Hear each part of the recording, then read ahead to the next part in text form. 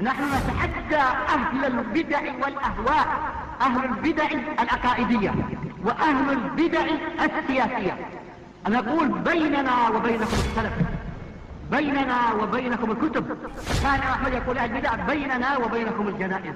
الحمد لله رب العالمين والعاقبة للمتقين والصلاة والسلام على أشرف الأنبياء والمرسلين وعلى آله وأصحابه أجمعين ومن تبعهم بإحسان إلى يوم الدين، أما بعد. فأعوذ بالله من الشيطان الرجيم من همزه ونفخه ونفثه. قل يا أيها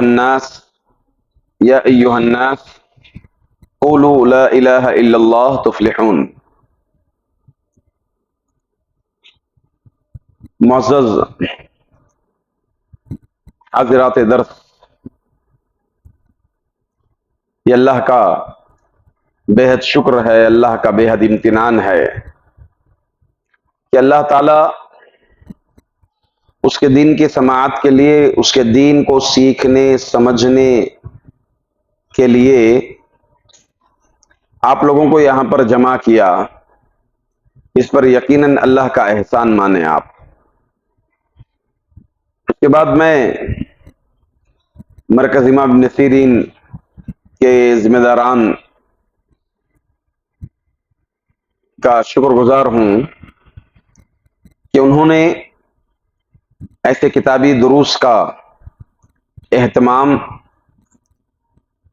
ایک تو مسجد ابو بکر میں کتاب التوحید کا سلسلے وار، اور دوسرا خواتین میں بھی علمی تعلیمی بیداری لانے کے لیے جو برسوں سے یہاں پر ایک سلسلہ چلا، اس سلسلے کے بعد یہ ایک دوسرا سلسلہ کتاب التوحید شیخ صالح الفوزان کی کتاب کا سلسلہ جو شروع ہونے جا رہا ہے. اللہ تعالی مرکز امام ابن سیرین والوں کی خدمات جمیلہ کو قبول فرمائے اور انہیں اپنے اس دعوتی مشن میں، دعوتی کام میں یکسوئی کے ساتھ، مداومت کے ساتھ جڑ کر جم کر کام کرنے کی توفیق عطا فرمائیں. توحید یہ ایک عربی لفظ ہے. اس کا عربی صیغہ آتا ہے وحد یوحد توحیدا. اس کے معنی ہوتے ہیں ایک ماننا یا ایک کا اختیار کرنا. سوال یہ آتا ہے کہ توحید زندگی میں ایسا کیا ضروری ہے کہ ہم یہاں پر توحید سیکھنے کے لیے بیٹھے ہوئے ہیں؟ یہ توحید ہی کیوں اتنا ضروری ہے؟ اللہ رب العزت دوسرے علوم کے مقابلے میں توحید علم توحید کو زیادہ اہمیت دی ہے. آپ اگر سیرت رسول صلی اللہ علیہ وسلم پر غور کریں گے تو اللہ کے رسول صلی اللہ علیہ وسلم نے اپنی مکی زندگی ایک سبجیکٹ، ایک عنوان، ایک موضوع پر آپ نے کام کیا اور اپنا مشن پورا کیا. وہ سبجیکٹ کیا تھا؟ توحید. آپ صلی اللہ علیہ وسلم کو نبی ہونے کے بعد اگر آپ کی دعوتی زندگی کو تقسیم کریں تو آپ صلی اللہ علیہ وسلم 23 سال رہے. ان 23 سالوں میں 13 سال مکۃ المکرمہ میں رہے. مکۃ المکرمہ میں نہ مسلمانوں پر 5 وقتہ نماز فرض تھی، نہ مسلمانوں پر زکوٰۃ فرض تھا، نہ مسلمانوں پر حج فرض تھا، نہ ہی نکاح کے احکامات لاگو تھے، نہ ہی چوری کی سزائیں، نہ ہی قضا کا مسئلہ، یہ کوئی علوم مکی زندگی میں نہیں تھا۔ مکی زندگی میں اللہ کے رسول صلی اللہ علیہ وسلم کا سبجیکٹ ایک ہی تھا، وہ توحید تھا۔ اور یہ توحید، عقیدہ توحید، تین چیزوں پر مشتمل تھا۔ پہلی بات یہ کہ کفار مکہ توحید الوہیت کا انکار کرتے تھے، تو آپ صلی اللہ علیہ وسلم کا ایک مشن، ایک حصہ توحید کا، وہ توحید الوہیت کو ثابت کرنا اور توحید الوہیت کو لوگوں میں منوانا، یہ آپ کا ایک بڑا مشن تھا۔ اور تو اور دوسرا جو عقیدے کی خرابی تھی قریش میں، اہل مکہ میں، وہ نبوت کا انکار تھا۔ نبی کریم صلی اللہ علیہ وسلم کا انکار کرتے تھے، کئی باتوں کو گڑ کر، کئی باتوں کو سامنے لا کر۔ ایک تو یہ کہ آپ کیسے نبی ہو سکتے ہیں؟ نبی تو انسانوں میں نہیں ہوتا، بشر نہیں ہوتا۔ نبی ہونے کے لیے کوئی الگ جنس ہونا چاہیے، ایک الگ قسم کی مخلوق ہونی چاہیے، فرشتے ہونا چاہیے۔ یہ انسان جو ہماری طرح کھاتا ہے، پیتا ہے، سوتا ہے، شادیاں کرتا ہے، یہ نبی کیسے بن سکتا ہے؟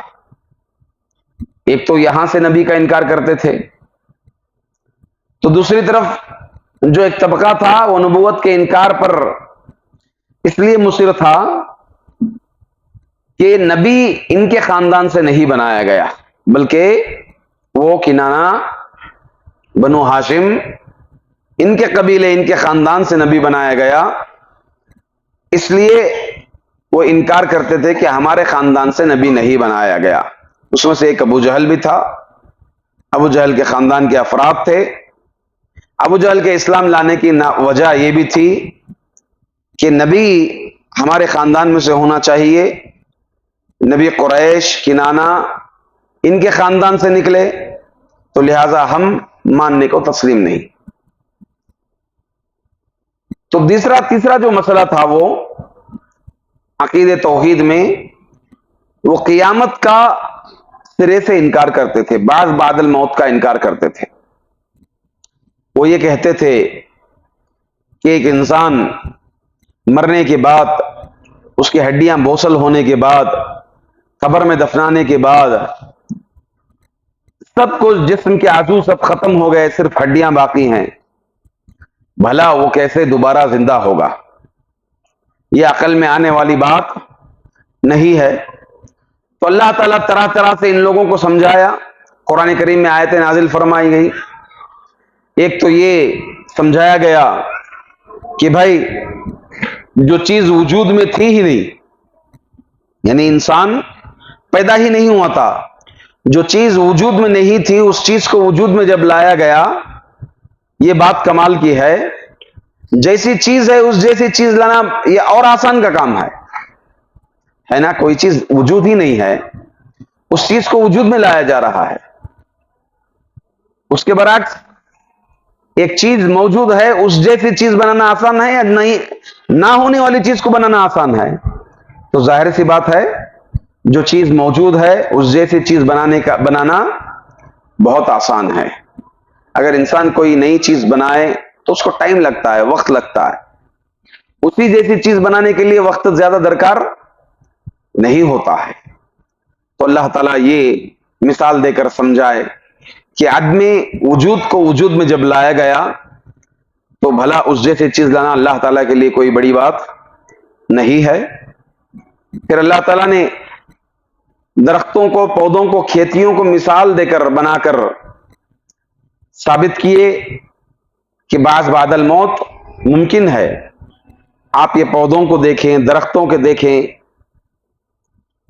کہ کیسے جب برسات ختم ہو جاتا ہے، دھوپ گرمی آتی ہے، تو سب کچھ ختم ہو جاتے ہیں، پودے سب، پھر بارش برستا ہے تو کھیتیاں اگنے لگتی ہیں، پودے اگنے لگتے ہیں، لہرانے لگتے ہیں، ہریالی اگ جاتی ہے. تو مری ہوئی چیز کیسے زندہ ہو گئی؟ آپ ان کھیتوں کو اور درخت و پودوں کو دیکھیں کہ مردہ چیزوں کو اللہ تعالیٰ نے دوبارہ زندہ کیا. تو بھلا تمہیں دوبارہ زندہ کرنا، پیدا کرنا، یہ اللہ کے لیے بڑی بات نہیں. الغرض کہنے کا مقصد یہی ہے کہ اللہ کے رسول صلی اللہ علیہ وسلم کی زندگی، مکی زندگی جو کہ 13 سال پر مشتمل ہے، اس میں آپ کا ایک ہی سبجیکٹ تھا، ایک ہی موضوع تھا، ایک ہی ٹاپک تھا، وہ تھا توحید. بقیہ 10 سال کی زندگی میں دیگر جتنے سبجیکٹس ہیں، پورے سبجیکٹ یہ 10 سال کی زندگی میں آئے. نماز مدینے میں آنے کے بعد پریکٹیکل پڑھا گیا، روزہ سن 2 ہجری میں فرض ہوا، زکوٰۃ سن 2 ہجری میں فرض ہوئی، حج سن 8 یا 9 ہجری میں فرض ہوا، نکاح کے مسائل سن 5 ہجری میں لاگو ہوئے. تو اس طرح سے یہ جتنے بھی دینی علوم ہیں، بقیہ جتنی بھی چیزیں ہیں، قضا کے مسائل لیں، اسی طرح سے عقوبت سزاؤں کا مسئلہ لے لیں، یہ سب مدنی زندگی میں ہوا. 13 سال جب ایک سبجیکٹ کو لگایا گیا تو اس سے معلوم ہوتا ہے کہ اس سبجیکٹ کی، اس موضوع کی بڑی اہمیت ہے. آپ دیکھیں حضرت نوح علیہ السلام کے تعلق سے آتا ہے کہ آپ 950 سال دین کی دعوت دی ہے، توحید کی طرف لوگوں کو بلایا. 950 سال ایک موضوع، ایک سبجیکٹ، وہ توحید. توحید، ایک اللہ کی عبادت، غیر اللہ کی عبادت سے روکنا، شرک سے بچانا، توحید کی طرف لوگوں کو دعوت دینا، یہی حضرت نوح علیہ السلام کا مشن رہا. اور آپ اسی مشن پر لگے رہے. 950 سال آپ نے اس مشن پر کام کیا. بقیہ جتنے بھی انبیاء آئے، تمام انبیاء کا پہلا مشن، پہلا کام یہی تھا، توحید، عقیدہ توحید پر ہی کام کیا گیا. اور عقیدہ توحید ہی تمام انبیاء کا سبجیکٹ بھی رہا. اللہ کے رسول صلی اللہ علیہ وسلم حضرت معاذ رضی اللہ عنہ کو جب آپ یمن بھیج رہے تھے تو لوگوں کو جب دعوت دینے کی، دعوت کے امر پر، دعوتی مہم پر نبی اکرم صلی اللہ علیہ وسلم جب بھیج رہے تھے تو آپ یہی ارشاد فرما رہے تھے، فَلْيَكُنْ أَوَّلُ مَا تَدْعُوهُمْ إِلَيْهِ أَن يُوَحِّدُوا اللَّهَ تَعَالَى فَإِذَا عَرَفُوا فَأَقَرَّهُمْ فَإِذَا عَرَفُوا ذَلِكَ، فرماتے اللہ کے رسول صلی اللہ علیہ وسلم کہ تمہارا پہلا مشن، پہلا مقصد اللہ تعالیٰ کی وحدانیت پر لوگوں کو بلانا. اگر لوگ اس کو مان لیں، توحید الوہیت کو قبول کر لیں، ایکسپٹ کر لیں، تو پھر تم ان کو بتانا کہ اللہ تعالیٰ نے دن میں 5 نمازیں فرض کیے ہیں. تو اس طرح سے ہر داعی کا پہلا مقصد، پہلا ٹارگیٹ توحید ہی ہونا چاہیے.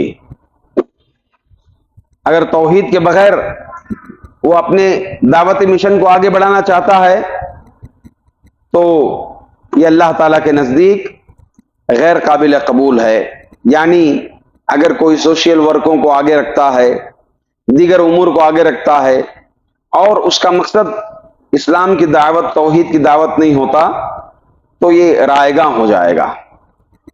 اسی طرح سے توحید یہ عمل کی قبولیت کے لیے شرط ہے. ہمارا کوئی بھی عمل توحید کے بغیر قبول نہیں ہوتا، چاہے عمل کتنا ہی بڑا ہی کیوں نہ ہو.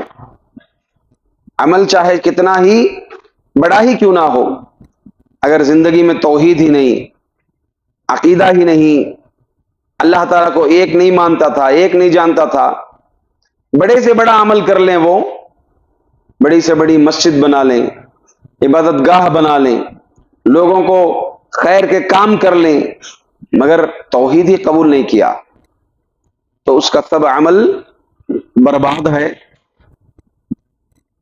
گرچہ وہ کل قیامت کے دن اپنی اس آگ سے بچنے کے لیے، جہنم سے بچنے کے لیے یہ دنیا بھر سونا بھی خرچ کر لیں تب بھی جو ہے اس سے قبول نہیں کیا جائے گا. اللہ کے رسول صلی اللہ علیہ وسلم کے چچا حضرت ابو طالب یہ اسلام کے لیے کیا کچھ نہیں کیا،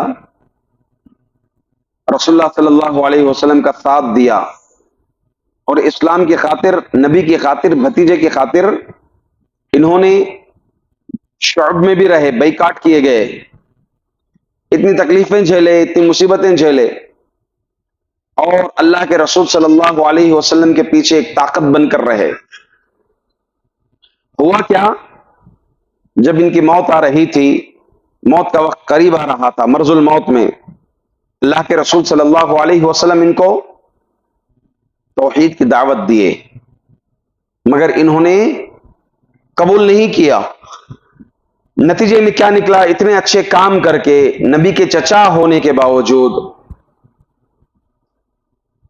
کوئی چیز ان کو ساتھ نہیں دے سکی. وجہ کیا کہ انہوں نے توحید کو قبول نہیں کیا. اگر کوئی توحید قبول نہیں کرتے، گرچہ وہ نبی کا چچا ہی کیوں نہ ہو، اللہ تعالیٰ قبول نہیں کرتے، گرچہ وہ نبی کا باپ ہی کیوں نہ ہو. جیسے حضرت ابراہیم علیہ الصلوۃ والسلام کے باپ جہنم میں گئے، اگرچہ وہ نبی کی بیوی ہی کیوں نہ ہو، جیسے لوط علیہ الصلوۃ والسلام کی بیوی قوم لوط کو جب عذاب دیا گیا، اس عذاب کی زد میں یہ بھی آ گئی تھی،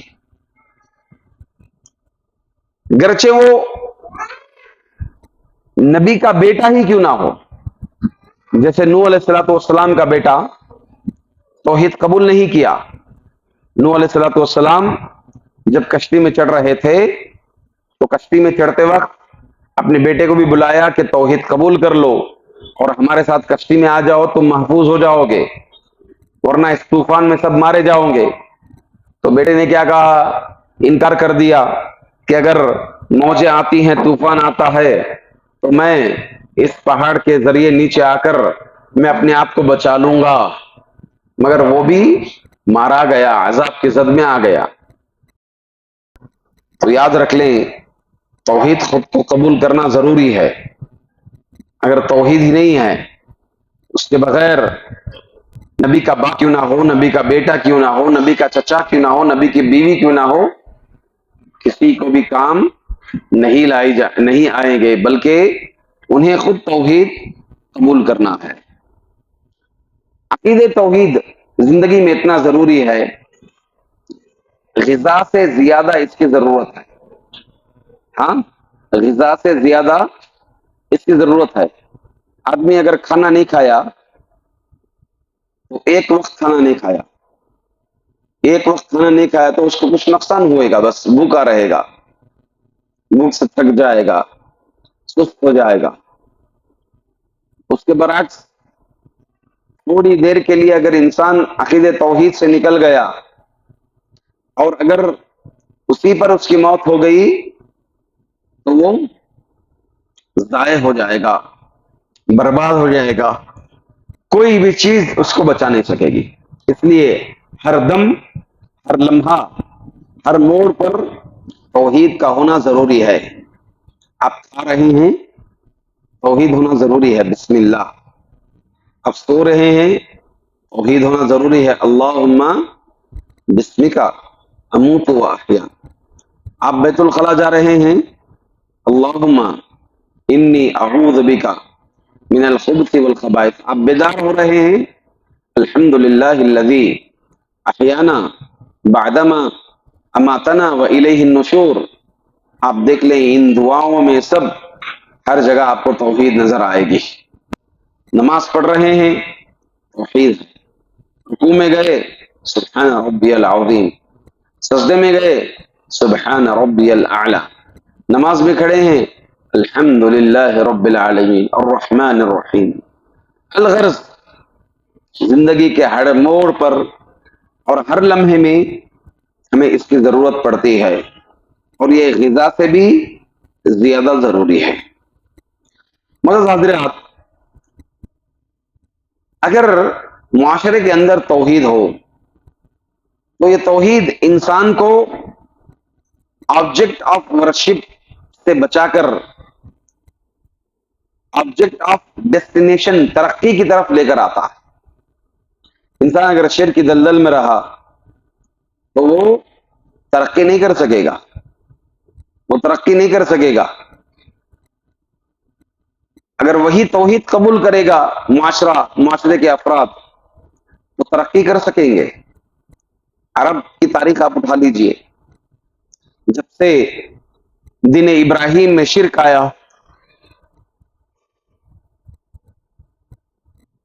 شرک پیدا ہوا دین ابراہیم میں، تب سے آپ دیکھ لیں گے اللہ کے رسول صلی اللہ علیہ وسلم کی پیدائش، بلکہ آپ کی پیدائش کے بعد بھی عرب ملک، چاہے مکہ لے لیں، مدینہ لے لیں، اس کے دیگر قبیلے لے لیں، سب ترقی کی راہوں میں نہیں تھے، ترقی کی راہوں میں نہیں تھے، کسی کا عطا پتہ نہیں تھا۔ اسلام آیا، لوگ توحید قبول کیے، توحید قبول کرنے کے بعد خلافتیں آئی، ترقی کرتے گیا عرب ملک، ترقی کیا ترقی کیا ترقی کیا، چاند تاروں میں، چاند تک چلا گیا انسان۔ اگر وہی انسان شرک میں رہے تو ایک گائے کو ذبح نہیں کر سکتا، ایک پتھر کے پیچھے پتھر کو ہٹا نہیں سکتا، ایک درخت کو کاٹ نہیں سکتا۔ اگر وہ پتھر کو خدا مان کر چلیں، درخت کو خدا مان کر چلیں، مٹی کو خدا مان کر چلیں، پانی کو خدا مان کر چلیں، تو پانی کی تہ میں نہیں جائے۔ درخت کو کاٹنے سے پرہیز کرے گا کہ یہ خدا ہے، پتھر کو ہٹانے سے پرہیز کرے گا کہ یہ خدا ہے، گائے کو ذبح کرنے سے جو ہے پرہیز کرے گا، گریز کرے گا کہ یہ خدا ہے۔ اس کے برعکس ایک اللہ کو مانے گا، اور ماننے کی وجہ کیا ہوئی کہ انسان آج چاند تک بھی چلا گیا ہے، اور پورے زور و شور کے ساتھ زمانہ در زمانہ، وقت در وقت ترقی کی راہوں میں انسان آگے بڑھتے جا رہا ہے۔ تو اس اعتبار سے توحید اگر رہی معاشرے کے اندر تو یہ آبجیکٹ آف ڈیسٹینیشن، یعنی ترقی کی طرف یہ چیز لے کر جاتی ہے۔ قرآن کریم کی آیت ہے سورۃ البقرہ میں، اللہ فرماتے ہیں کان الناس امۃ واحدہ فبعث اللہ النبیین مبشرین ومنذرین، کہ لوگ ایک امت تھے، پھر اللہ تعالیٰ نے رسولوں کو، ڈرانے والوں کو اور خوشخبری دینے والوں کو اللہ تعالیٰ نے بھیجا۔ عبداللہ بن عباس رضی اللہ عنہ اس آیت کی تفسیر میں ذکر کرتے ہیں کہ آدم سے لے کے نوح علیہ السلام تک تقریباً 100 پیڑھیاں ایسی تھی جو توحید پر قائم تھی، توحید پر قائم تھی۔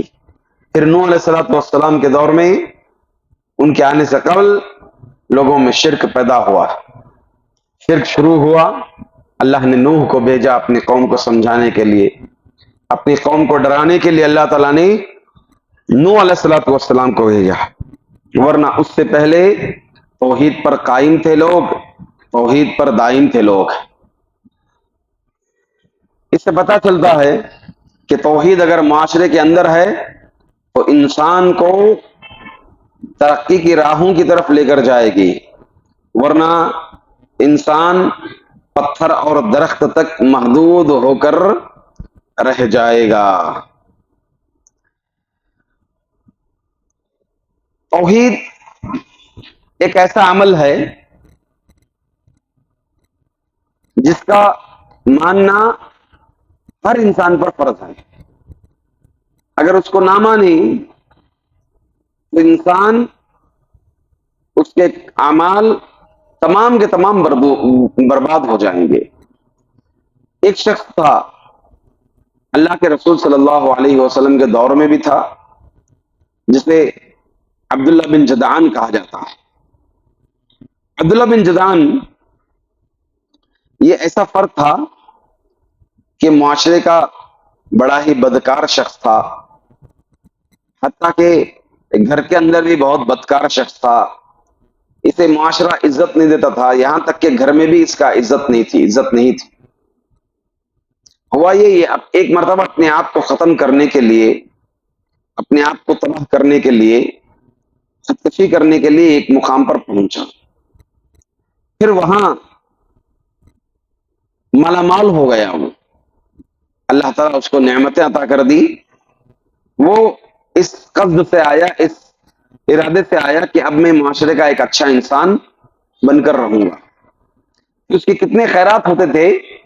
مکۃ المکرمہ میں ایک بہت بڑی دیگ روزانہ جس میں کھانا بنتا تھا، اس دیگ کے ذریعے سے مکے کے غریبوں کو وہ کھانا کھلاتا تھا.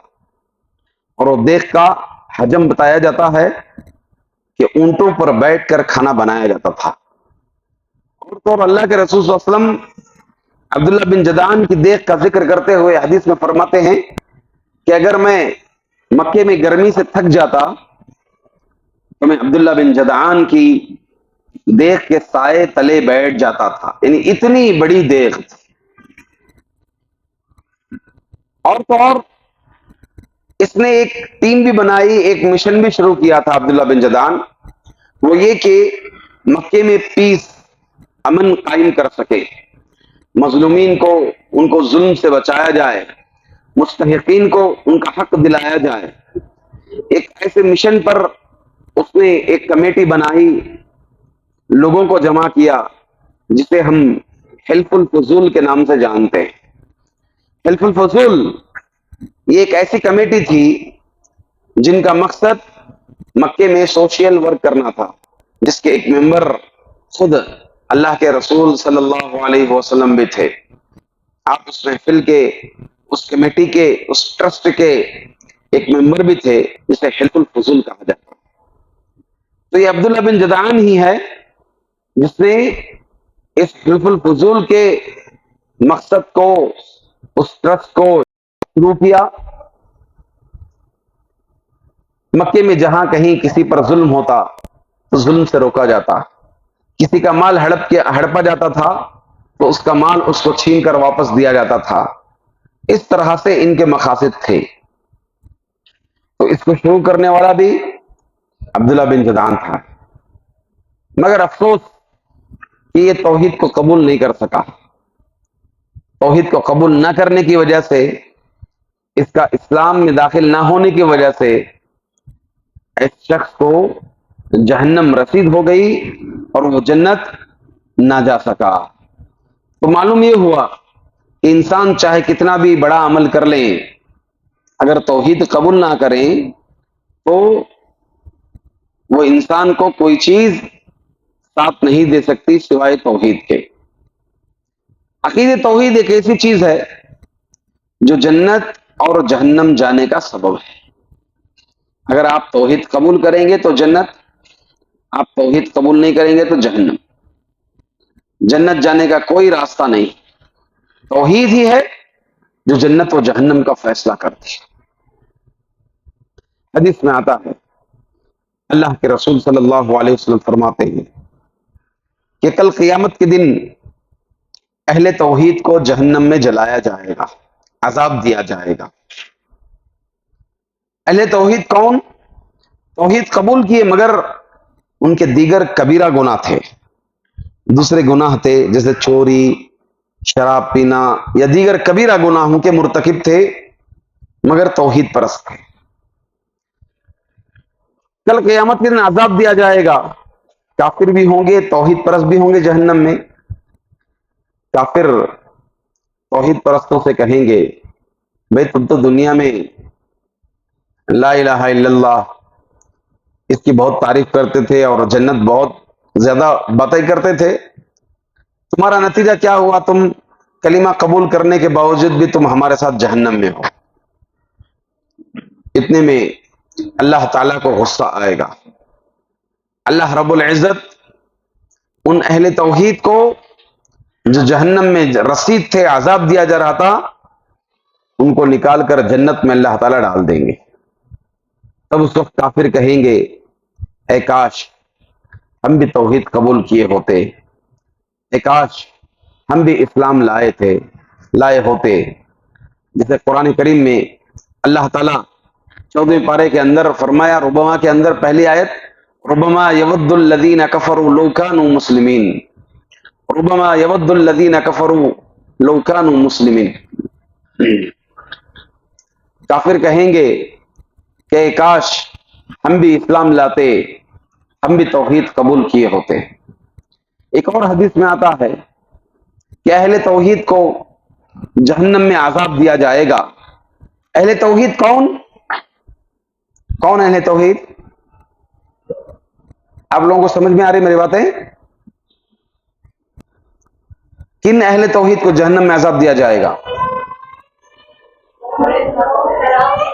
ہاں، جو بڑے بڑے گناہ کرتے وہ تو اہل توحید پر تھے، مگر ساتھ میں بڑے بڑے گناہ تھے۔ ہاں، یہ ذہن میں رکھیں، ایسا نہیں کہ ہر اہل توحید کو اللہ عذاب دے گا، نہیں، جن کے بڑے بڑے گناہ تھے تو اللہ تعالی عذاب دینے کے بعد یہاں تک کہ وہ کوئلے کے مانند ہو جائیں گے، پھر اللہ تعالیٰ کی رحمت غالب آ جائے گی، ان کو جہنم سے اٹھا کر پھینک دیا جائے گا۔ کہاں پھینک دیا جائے گا؟ جنت کے دروازوں کے پاس، یہاں تک کہ وہ کوئلے کے مانند ہو جائیں گے۔ پھر جنتی جو جنت میں ہوں گے، پہلے سے جنت جائے ہوئے، وہ جنتی ان کے اوپر پانی ڈالیں گے، پانی برسائیں گے، یہاں تک کہ وہ ایسے ہی اٹھ جائیں گے، جسم ان کا ایسے ہی بن جائے گا جیسے ایک درخت اگتا ہے، پھر وہ جنت میں داخل ہو جائیں گے۔ معلوم یہ ہوا اہل توحید جنت جائیں گے صرف اور صرف توحید کے بیس پر، صرف اور صرف انہیں جہنم سے روکنے والی چیز کیا ہوگی؟ توحید ہوگی۔ توحید کے علاوہ کوئی اور چیز ان کو جہنم سے نہیں روکے گی۔ توحید، یہ عقید توحید ہی پہلے کیوں اتنا امپورٹنٹ اور اتنا ضروری کیوں؟ کیونکہ یہ ہر نبی کی دعوت کا آغاز تھا، کیونکہ اس کی فضیلتیں بہت زیادہ وارد ہیں۔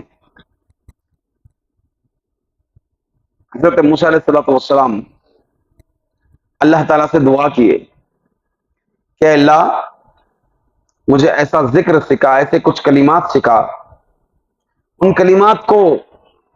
کلمات کے ذریعے میں تجھے یاد کیا کروں، تیرا ذکر کیا کروں۔ تو اللہ تعالیٰ نے کہا یا موسیٰ قل لا الہ الا اللہ، موسیٰ لا الہ الا اللہ کہو۔ تو موسیٰ علیہ السلام نے کہا یا رب کل عبادک یقولون، اے اللہ تیرا ہر بندہ یہ گواہی دیتا ہے، یعنی ہر ایک بندہ تیری ہر مخلوق، تیرے ہر بندے یہ گواہی دیتے ہیں، مجھے کوئی الگ ذکر سکھا۔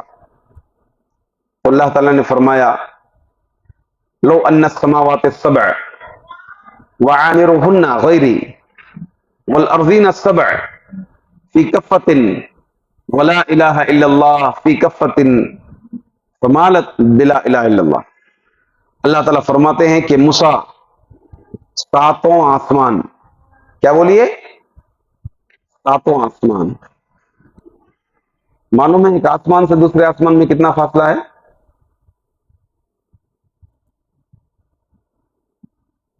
معلوم ہے؟ اچھا چلیے، ہم جس زمین پر ہیں وہ زمین اور پہلے آسمان میں کتنا فاصلہ ہے؟ کتنی مسافت ہے؟ 500 سال کی مسافت ہے۔ کتنی؟ 500 سال کی مسافت ہے۔ انسان کی زندگی 65 سال ہے، مگر مسافت کتنی ہے؟ 500 سال کی مسافت ہے۔ اس طرح ایک آسمان سے دوسرے آسمان کی اتنی ہی مسافت، دوسرے سے تیسرے، تیسرے سے چوتھے، چوتھے سے پانچویں، پانچویں سے چھٹے. آسمان کتنا بڑا ہے، اللہ کی بڑی بڑی مخلوقات میں سے ہے، نظر آنے والے مخلوقات میں. اور اس میں عرش بھی آ جائے گا. کیا آ جائے گا؟ عرش بھی آ جائے گا. اس میں جنت بھی آ جائے گی، جہنم بھی آ جائے گی، اللہ کی ساری مخلوق آ جائے گی. ساتوں آسمان اور اس میں رہنے والی مخلوق. معلوم ہے اللہ کا عرش کتنا بڑا ہے؟ بولیے کتنا بڑا ہے؟ اللہ کی مخلوقات دو طرح کی ہے. ایک مخلوق نظر آنے والی اور ایک مخلوق نظر نہیں آنے والی. فرشتے نظر آتے ہیں ہمیں؟ نہیں. آپ کو یقین ہے اس محفل میں فرشتے ہیں؟ یقین ہے؟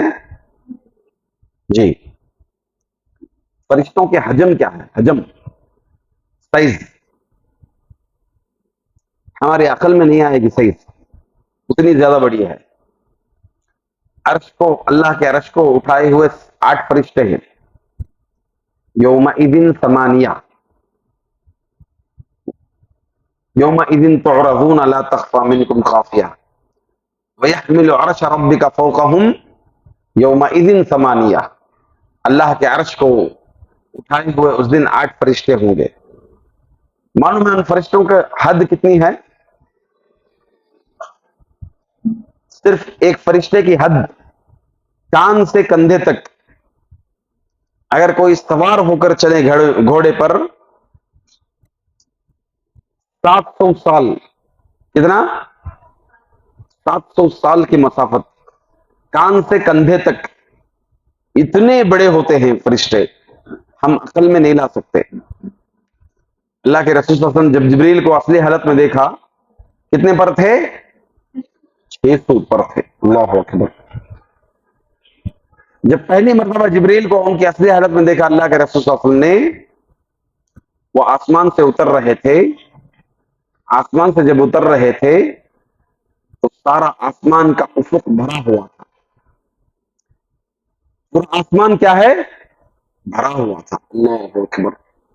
اللہ کی مخلوق فرشتے اتنے بڑے ہیں. اب بولیے اللہ کا عرش کتنا بڑا ہے؟ معلوم نہیں؟ میں بولوں؟ ہاں. زمینیں کتنے ہیں؟ 7 زمینیں ہیں. اس کے نیچے اور کتنے زمینیں ہیں؟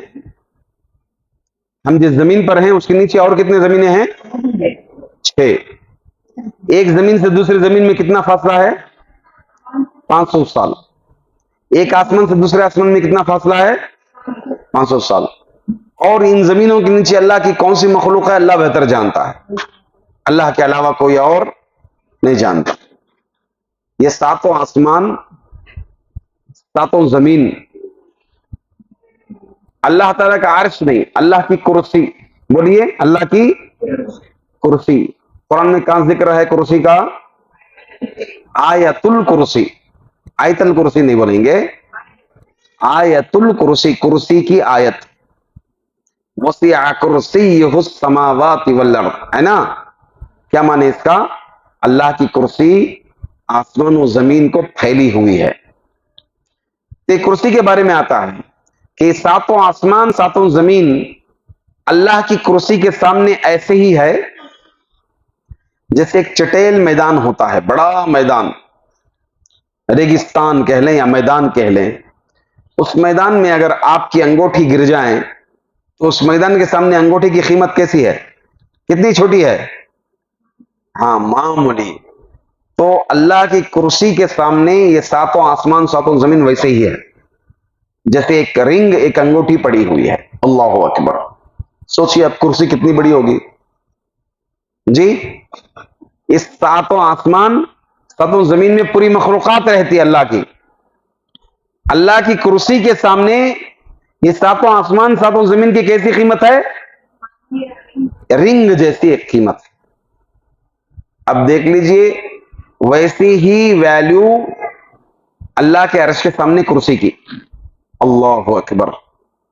اللہ کے عرش کے سامنے کرسی کی ویلیو کیسی ہے؟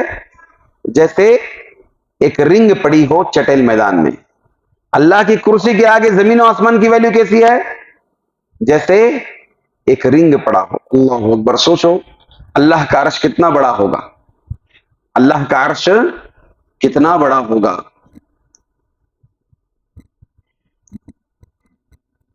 رفیع الدرجات ذو العرش، عرش والا ہے رب العالمین. الغرض میں نے حدیث پڑھی، موسیٰ علیہ الصلوۃ والسلام کی حدیث سمجھا رہا تھا آپ کو. موسیٰ علیہ الصلوۃ والسلام نے اللہ سے کیا طلب کیا کہ اے اللہ ایسا کلمہ سکھا، اس کلمے کے ذریعے سے میں تیرا ذکر کروں، تجھے یاد کیا کروں. تو اللہ نے کیا فرمایا؟ موسیٰ لا الہ الا اللہ پڑھو. موسیٰ نے کہا یہ تو تیرے پورے بندے کہتے ہیں. تو اللہ نے لا الہ الا اللہ کی کیا ویلیو بتائے؟ ساتوں آسمان، اس میں رہنے والی مخلوق. تو کون سی مخلوق آ گئی؟ فرشتے، آسمان. اللہ اکبر. آسمان میں رہنے والی مخلوقات، بیت المعمور، حدیثوں میں سب آتا ہے بیت المعمور، سب آسمانوں میں آ گئی. والارضین السبع وعامرهن، ساتوں زمین اور اس میں رہنے والی مخلوق، ہم سب آ گئے پورے. درخت، پودے، سب کیا بولتے ہیں، پانی، سمندر، سب کچھ آ گیا. یہ پوری مخلوق کو، آسمان و زمین کی مخلوق کو ترازو کے ایک پلڑے میں رکھ دیا جائے اور ترازو کے دوسرے پلڑے میں کس کو رکھ دیا جائے؟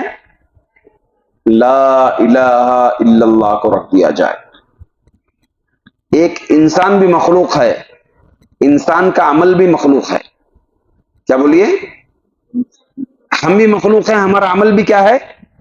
مخلوق ہے اللہ کی. اب میں درس دے رہا ہوں، یہ ایک عمل ہے نا، یہ بھی اللہ کی مخلوق ہے، یہ عمل بھی اللہ کی مخلوق ہے. کل اس عمل کو بھی تولا جائے گا قیامت کے دن. آپ درس سننے کے لیے آئے ہیں، علم سیکھنے کے لیے آئے ہیں، یہ ایک نیک عمل ہے نا. نماز پڑھتے ہیں ایک نیک عمل ہے، روزہ رکھتے ہیں ایک نیک عمل ہے. یہ سب کیا ہے؟ اللہ کی مخلوق. انسان کا عمل بھی اللہ کی مخلوق ہے. تو ساری مخلوقات ترازو کے ایک پلڑے میں رکھ دیں اور لا الہ الا اللہ ایک پلڑے میں رکھ دیں.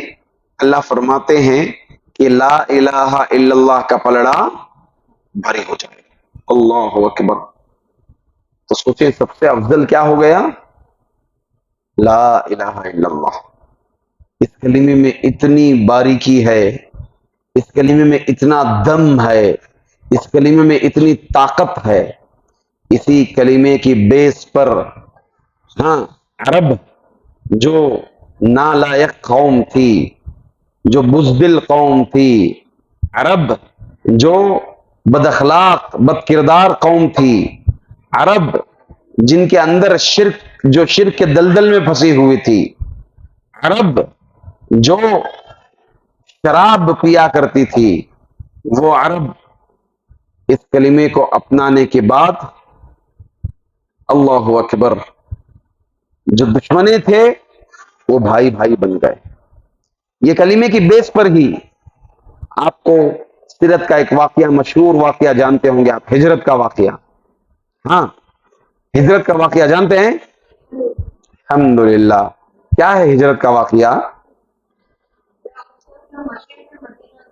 جی،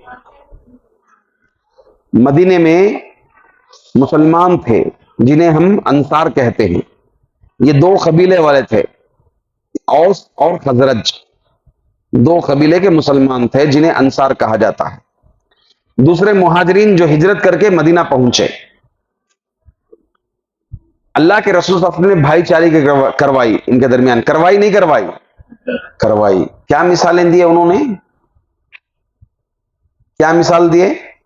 یہ میرے 2 باغ ہیں، یہ میرے 2 گھر ہیں، جی بیویاں ہیں، میں ایک کو طلاق دے دوں گا، عدت کے بعد جو چاہے وہ آپ لے لیں.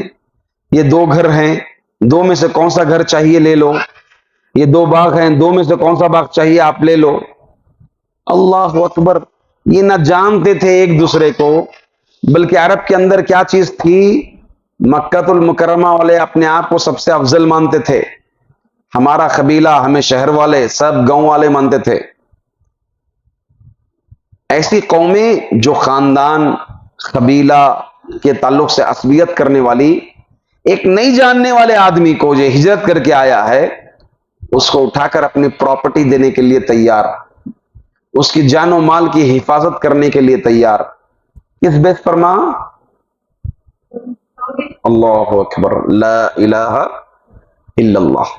دونوں کی کیٹیگری ایک ہو گئی، جو لا الہ الا اللہ پڑھ لیا کیٹیگری ایک۔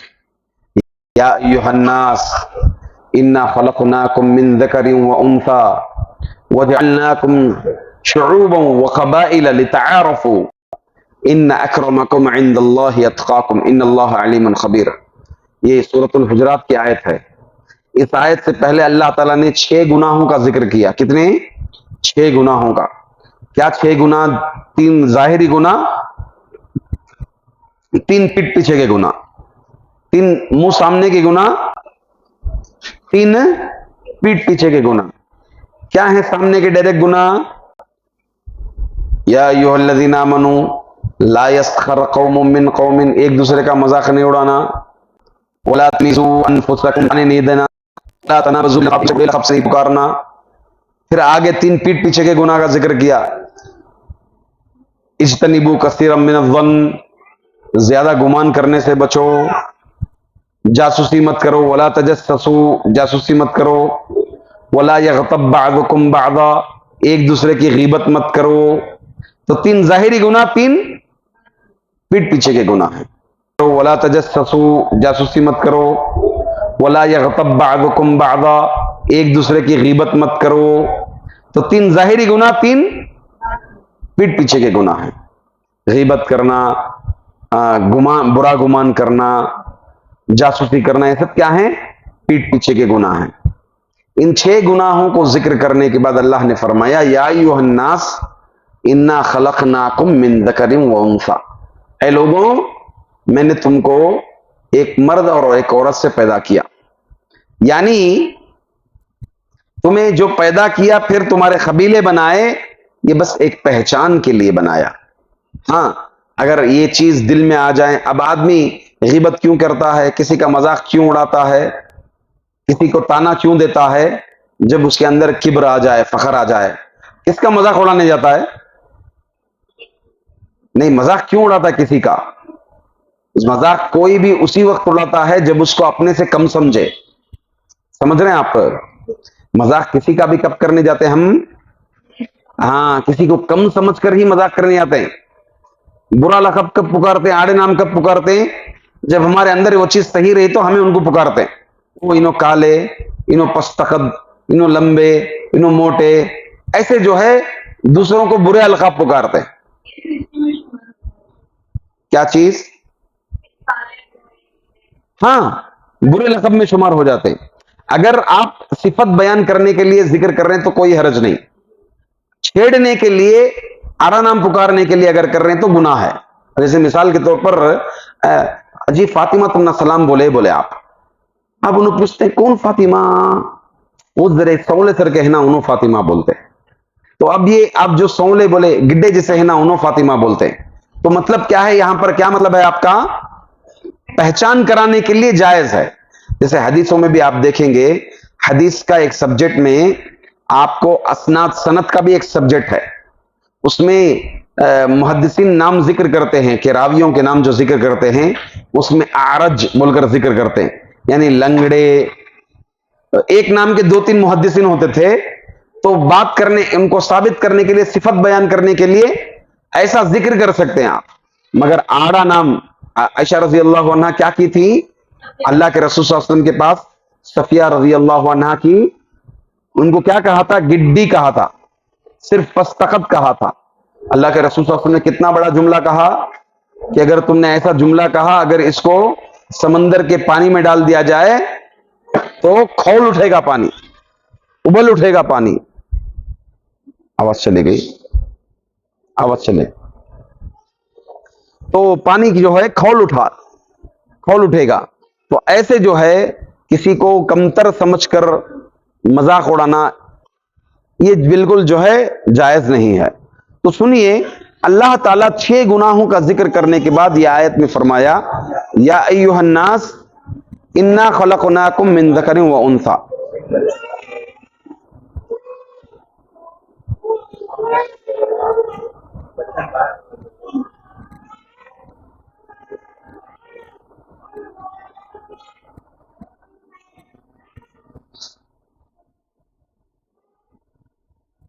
آگے ہو گئے.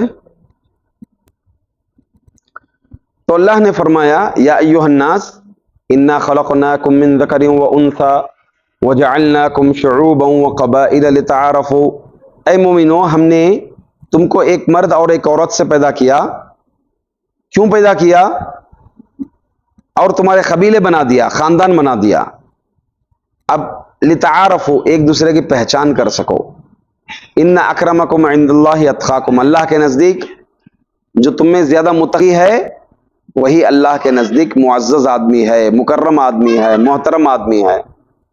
تو اس اعتبار سے آپ دیکھیں یہ کلمہ توحید لا الہ الا اللہ قبول کرنے کے بعد اس ایک کلمے کی بیس پر آج سیرت رسول صلی اللہ علیہ وسلم نے ایک ایسی زندہ مثال قائم کی جو قیامت تک کوئی ایسی مثال نہ دے سکیں گے، اور اس سے پہلے کسی نے ایسی مثال نہیں دی. وہ کون سی مثال ہے؟ ہجرت کی مثال ہے. ہجرت کی مثال صرف ایک کلمے کی بیس پر اللہ اکبر سب چیزیں قربان کرنے کے لیے، جائیداد قربان کرنے کے لیے کیا ہو گئے؟ لوگ تیار ہو گئے، صحابہ تیار ہو گئے. الغرض یہ اس کلمے کے بیس پر ہی اللہ تعالیٰ نے فرمایا انما المؤمنون اخوہ، مومن کے بھائی ہیں، ایک مومن دوسرے مومن کا بھائی ہے، اس کلمے کی بیس پر ہی. جبکہ جو ہے اللہ تعالیٰ نے جو اس کلمے کو نہیں مانے اس میں حضرت نوح علیہ الصلوۃ والسلام نے جب کہا، اللہ تعالیٰ سے کہا کہ اللہ میرا لڑکا بھی ہے، انہو من اہلی، یہ تو میرے خاندان کا لڑکا ہے.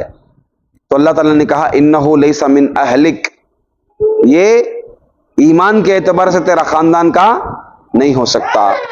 اسی لیے اللہ کے رسول صلی اللہ علیہ وسلم نے فرمایا لا یرث المسلم الکافر، ایک مسلمان کافر کا وارث نہیں ہو سکتا اور ایک کافر دوسرے مسلمان کا وارث نہیں ہو سکتا. وارث ہونے کے لیے کیا شرط ہے؟ صرف باپ بیٹا رہا تو کافی ہے؟ نہیں، مسلمان ہونا ضروری ہے. مسلمان ہونا ضروری ہے. بیٹا کافر ہے تو اس کو وراثت نہیں مل سکتی مسلمان کی. باپ کافر ہے تو مسلمان بیٹے کو وراثت نہیں مل سکتی. تو اس اعتبار سے مسلمان ہونا، مومن ہونا اور توحید کو ماننے والا کا ہونا بہت ضروری ہے.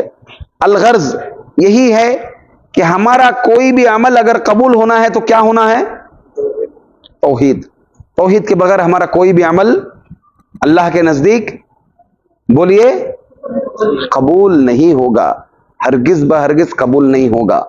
کوئی بھی عمل قبول ہونے کے لیے توحید ہی ہے، اور توحید ہی ایک ایسی چیز ہے جو انسان کو جہنم سے بچا سکتی ہے اور جنت میں داخل کر سکتی ہے.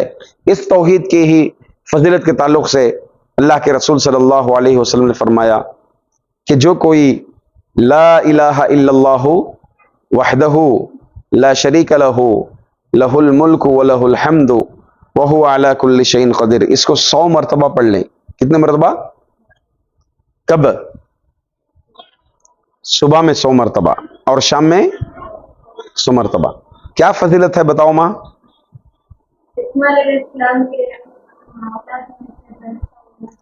ٹیچر ہیں یہ؟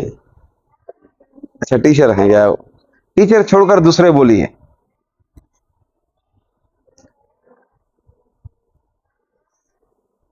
کیا ہے فضیلت اس کی؟ لا الہ الا اللہ وحدہ لا شریک لہ لہ الملک ولہ الحمد وہو علی کل شیء قدیر. اگر کوئی اس کو 100 مرتبہ پڑھے گا، اس کی فضیلت 5 فضیلتیں ہیں. کتنے؟ 5. اب میں فضیلت بتانے کے بعد پڑھیں گے کہ کل سے انشاءاللہ، بلکہ آج سے ہی پڑھیں گے انشاءاللہ. درس کے بعد مغرب سورج غروب ہونے سے پہلے پڑھ لیں گے تو انشاءاللہ افضل وقت ہے، سب سے افضل وقت ہے. صبح جو ہے سورج طلوع ہونے سے پہلے پڑھنا سب سے افضل وقت ہے. اگر نہیں ہو سکا تو طلوع کے بعد بھی پڑھ سکتے ہیں. کیا ہے؟ لا الہ الا اللہ وحدہ لا شریک لہ لہ الملک و لہ الحمد وهو علی کل شیء قدیر۔ پہلی فضیلت 10 غلام آزاد کرنے کا ثواب۔ کتنے؟ 10 غلام۔ ایک روایت میں ہے اسماعیل علیہ الصلوۃ والسلام کے اولاد ایک غلام کا ثواب ملے گا، اسماعیل کے اولاد غلام کا ثواب ملے گا۔ دوسری فضیلت 100 گنا معاف ہو جائیں گے۔ تیسری فضیلت 100 درجے یا 100 نیکیاں مل جائیں گی۔ کتنی ہو گئی فضیلتیں؟ 3 ہو گئی۔ چوتھی، صبح اگر کوئی پڑھ لیں تو شام تک کسی قسم کا نقصان، روحانی نقصان انشاءاللہ نہیں ہوئے گا اللہ کی ذات سے۔ کوئی جادو کا اثر یا پھر کوئی جن کا اثر، کوئی نظر، اس طرح کی کوئی بھی بیماری انشاءاللہ روحانی بیماری سے انسان کیا رہے گا؟ محفوظ رہے گا۔ 5ویں فضیلت، یہ سن لیں گے تو آپ 100% پڑھیں گے انشاءاللہ۔ جو کوئی اس کو پڑھے گا اس دن اللہ کے نزدیک سب سے محبوب بندہ وہی رہے گا۔ اللہ کی کتنی مخلوق ہے؟ پوری مخلوق میں سب سے مفضل بندہ کون رہے گا؟ جو 100 مرتبہ اس کو پڑھے گا۔ تو یہ 5 فضیلتیں کس کے لیے ہیں؟ لا الہ الا اللہ وحدہ لا شریک لہ لہ الملک ولہ الحمد وہو علی کل شیء قدیر۔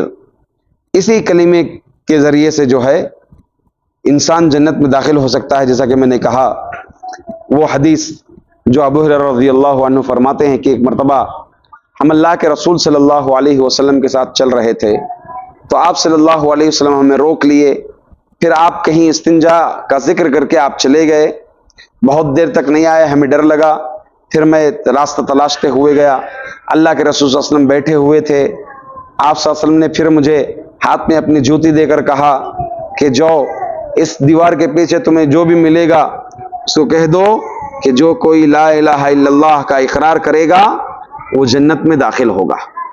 جو کوئی لا الہ الا اللہ کا اقرار کرے گا وہ جنت میں جائے گا۔ اب ظاہر سی بات ہے کلمہ توحید کے شروط پڑھے ہیں نہیں پڑھے ہیں؟ پڑھے ہیں۔ اخلاص، صدق، ہاں یہ سب فضیلتیں ہیں، یقین وغیرہ سب ان شروط کے ساتھ اگر آپ پڑھیں گے تو یقین بالیقین یہ فضیلت انسان کو لاحق ہوگی۔ اور مزید یہ کہ یہی چیز کل ایک تو دنیا میں ہمیں محفوظ رکھے گی، امن و امان کے ساتھ رکھے گی۔ اللہ فرماتے ہیں الذین آمنوا ولم یلبسوا ایمانہم بظلم اولئک لہم الامن وہم مہتدون۔ جو لوگ ایمان لائے اور اپنے ایمان کے ساتھ شرک کی آمیزش نہیں کیے وہی لوگ دنیا میں امن کے ساتھ ہوں گے۔ دنیا میں کیسے ہوں گے؟ امن کے ساتھ ہوں گے، پیسفل ہوں گے۔ کیسے توحید پرست امن سے ہوگا دنیا میں؟ بولیے ماں، ایک مثال دیجئے دیکھیں گے۔ ایک اللہ کو ماننے والا امن سے کیسے ہوگا دنیا میں؟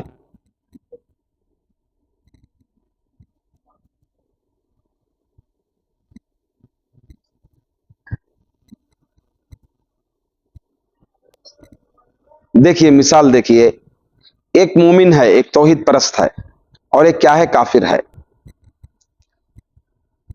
ایک توحید پرست اگر اس پر مشکلات آتی ہیں، آزمائشیں آتی ہیں، پریشانیاں آتی ہیں تو وہ کیا کرتا ہے؟ ان پریشانیوں کو کس کی طرف پھرتا ہے؟ بھائی جو بھی اللہ کی طرف سے، اللہ خیر کرے گا، ان مع العسر یسرا۔ اس سے ہٹ کر کے ایک آدمی بتوں کو پوجتا ہے اور پریشانیوں کے لیے کیا کرتا ہے؟ گھروں پہ وہ چڑھاتا ہے، یہ چڑھاتا ہے، وہ کرتا ہے، یہ کرتا ہے، پھر بھی اس کی پریشانی دور نہیں ہوتی۔ اس کے پاس کچھ راستہ ہے؟ نہیں ہے، ٹینشن کا ٹینشن میں ہی رہے گا۔ توحید پرست کیا کرے گا؟ ارے بھئی یہ بیماری یہی ہو سکتا ہے ہمارے گناہ معاف ہو جائیں، اس بیماری کے ذریعے اللہ تعالیٰ ہمارے درجات کو کیا کر دے گا؟ پھر بلند کرے گا۔ تو اس اعتبار سے ایک مومن کیا رہے گا؟ امن و امان کے ساتھ رہے گا۔ اور پھر اسی طرح سے کل قیامت کے دن انسان کو یہ کلمہ ہی بچائے گا، توحید، کلمہ توحید ہی بچائے گا۔ ایک بڑی پیاری حدیث ہے جسے حدیث بطاقہ بھی کہا جاتا ہے۔ کل قیامت کے دن ایک توحید پرست بندے کو پوری مخلوق کے سامنے بلایا جائے گا. جب وہ آئے گا تو ترازو ہوگا، نام اعمال تولے جائیں گے، اعمال کے صحیفے بھی تولے جائیں گے. اس بندے کے گناہ 99 رجسٹر ہوں گے. کتنے؟ 99 رجسٹر ترازو کے ایک پلڑے میں ہوں گے. کون سا ترازو؟ کل قیامت کے دن جسے ہم میزان کہتے ہیں. ووضع المیزان فمن ثقلت موازینہ فاولئک هم المفلحون ومن خفت موازینہ فاولئک هم الخاسرون. تو قیامت کے دن جب وہ آئے گا تو اس 99 رجسٹر میں اس بندے کے گناہ لکھے ہوئے ہوں گے. کیا لکھے ہوئے ہوں گے؟ اس بندے کے گناہ، اس کے کالے کرتوت لکھے ہوئے ہوں گے. اللہ تعالیٰ پوچھے گا کیا جی اس میں سے کوئی ایسی چیز ہے جو تم نے نہیں کیا؟ بندہ کہے گا نہیں اللہ، یہ پورے میرے حرکتیں ہی ہیں، میرے ہی کالے کرتوت ہیں، میں یہ سب کام کیا. اور آپ کو معلوم ہے ایک رجسٹر کا سائز کتنا ہوگا؟ انسان کی حد نگاہ، انسان کی حد نگاہ، نگاہ جہاں تک جاتی ہے، لمبائی انسان کی نگاہ کہاں تک جاتی ہے؟ بہت دور تک جاتی ہے. اتنی لمبی ایک رجسٹر ہوگی. اور وہ چوڑائی جہاں تک انسان کی نظر جاتی ہے. سوچو کتنے گناہ ہوں گے اس کے، کتنے گناہ ہوں گے اس کے. 99 رجسٹر، اتنا بڑا بڑا رجسٹر.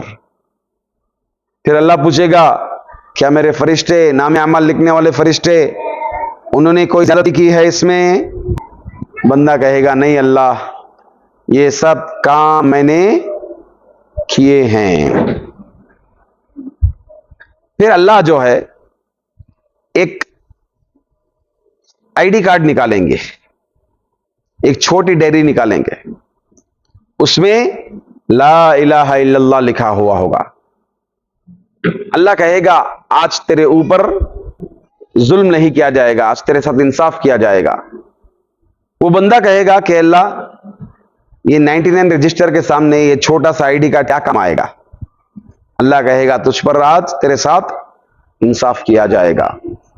پھر اس آئی ڈی کارڈ کو ترازو کے دوسرے پلڑے میں ڈالا جائے گا. تو وہ آئی ڈی کارڈ جس میں لا الہ الا اللہ تھا پورے 99 رجسٹر پر کیا ہو جائے گا؟ بھاری ہو جائے گا. اللہ تعالیٰ پھر اسے جنت میں داخل کر دیتا. دیکھیں کل قیامت کے دن کام آنے والی چیز کیا ہے؟ کیا ہے؟ لا الہ الا اللہ. لا الہ الا اللہ کیا ہے؟ توحید ہے. لا الہ الا اللہ کیا ہے؟ توحید ہے. الغرض میں کتاب شروع کرنے سے پہلے کچھ توحید سے متعلق کچھ باتیں آپ کو بتا دوں، یہ میں مناسب سمجھا. اور مزید یہ بات یہ ہے کہ توحید کے تعلق سے آپ مختصراً اس سے پہلے کوئی کتاب پڑھے ہیں؟ آپ کون سی کتاب پڑھے ہیں؟ لا الہ الا اللہ، اس کے شروط وغیرہ پڑھے ہیں. تو توحید کے 3 قسمیں آپ کو معلوم ہوں گی: توحید ربوبیت، توحید الوہیت، توحید اسماء و صفات. مختصراً توحید ربوبیت کس کو بولتے ہیں؟ اللہ کو دیکھیے ربوبیت بولے تو 3 چیزیں آنا: اللہ کو خالق، مالک، مدبر. ہاں وہی مالک میں رازق آ گیا. خالق، مالک، مدبر، کریٹر، کنٹرولر نہیں، سسٹینر بولتے ہیں نا، پورا نظام چلانے والا. تو اس اعتبار سے اس کو ایک جاننا، ایک ماننا.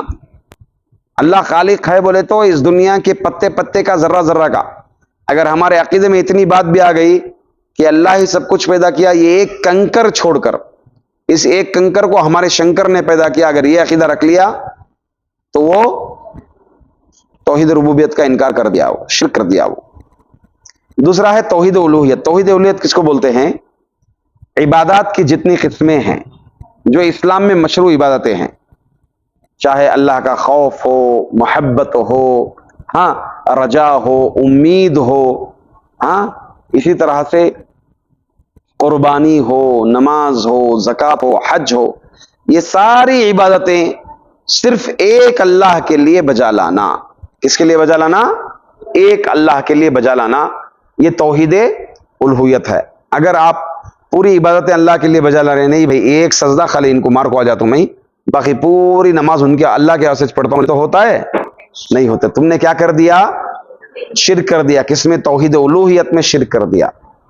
توحید اسماء و صفات. اسماء و صفات دو چیزیں ہیں، اسماء صفات. اسم کی جمع اسماء، صفت کی جمع صفات. اسم کے معنی نیم، نیمس آف اللہ، اور صفات آف اللہ. کیا بنیں گے؟ جی صفات اور نیمس دو چیزیں ہیں. نام اللہ تعالیٰ کے 99 نیمز قرآن میں وارد ہیں، حدیث میں وارد ہیں، قرآن و حدیث میں.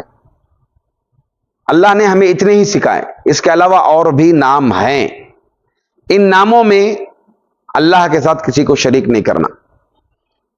یہ ناموں میں افراد اللہ تعالی باسمائہ و صفاتہ، اللہ کو اس کے ناموں میں ایک جاننا، ایک ماننا. وہ نام مخلوق کے لیے نہیں رکھنا. یہ سب الہاد کی صورتیں ہیں. یا پھر اللہ نے جو 99 نام اپنے لیے رکھے ہیں اس میں سے چھوڑ کر کوئی نام ہم رکھنا، یہ بھی جو ہے الہاد کی صورتوں میں سے آ جاتی ہیں. صفات، جیسے اللہ تعالیٰ کے کچھ صفات ذاتی ہیں، کچھ صفات فعلی ہیں. صفات ذاتی جیسے اللہ کا ہاتھ ہے، اللہ کا پیر ہے، اس کا ذکر ملتا ہے. اللہ کا ہاتھ کا ذکر ملتا ہے، اللہ کے پیر کا ذکر ملتا ہے، اللہ کی انگلیوں کا ذکر ملتا ہے. انگلیوں کا ذکر ملتا ہے نہیں ملتا ہے؟ ہاں. یا مقلب القلوب ثبت قلوبنا علی دینک، یعنی انسانوں کے تمام دلوں جو ہے اللہ تعالیٰ رحمان کی دونوں انگلیوں کے درمیان ہے، جیسے چاہے رحمان اس کو موڑتا ہے، پھرتا ہے. تو یہ صفات ایسے ہیں جو اللہ کی ذات سے تعلق رکھتے ہیں. اور کچھ صفات فعلی، اللہ غصہ ہوتے ہیں، اللہ خوش ہوتے ہیں، اللہ پہلے آسمان پر آتے ہیں، ہے نا، یہ صفات فعلی ہے. ان دونوں صفات کو جیسے قرآن اور حدیث میں وارد ہے ویسے ہی ماننا، ایکسپٹ کرنا، یہ ہے توحید صفات. توحید صفات ایک اللہ کے لیے ہی بجا لانا، مخلوق سے کمپیئر نہیں کرنا، اس کی ایگزامپل بھی نہیں دینا اور اس کا انکار بھی نہیں کرنا. یہی ہے توحید اسماء و صفات. ان تینوں قسموں میں مضبوط رہیں، اس کو اچھے سے سمجھیں. ہم انشاءاللہ باذن اللہ تعالی آگے اس کا درس شروع کریں گے. کتاب التوحید شیخ صالح الفوزان صاحب کی.